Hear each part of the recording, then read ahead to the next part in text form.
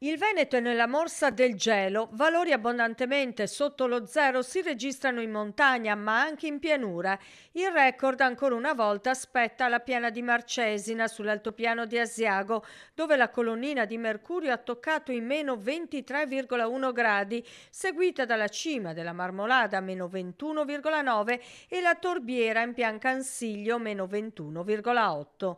Tra i centri della montagna il più freddo è Asiago con meno 15,4.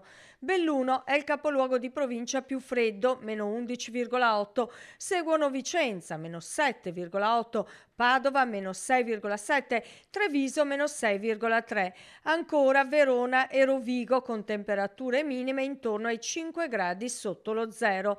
Il gelo non risparmia Venezia, dove il termometro ha fatto registrare meno 2,5 gradi. Da appena prima di Natale, aria fredda di origine prima continentale e poi artico-marittima continua ad affluire sul nostro territorio, portando generalmente qui sulla nostra regione giornate stabili con poche occasioni di precipitazioni, ampiamente soleggiate proprio come oggi, con aria veramente tersa ma decisamente fredda, con temperature che sono leggermente sotto le medie sia in montagna che in pianura. Temperature così basse non si registravano dal 2019. Il lago di Fimon ad Arcugnano nel Vicentino è ricoperto di ghiaccio. Con l'inizio della nuova settimana le temperature soprattutto in quota si riprendano, quindi siano in leggero aumento, e vedremo se avremo forse a che fare con un periodo più mite ma più umido, quindi finalmente con qualche perturbazione che potrebbe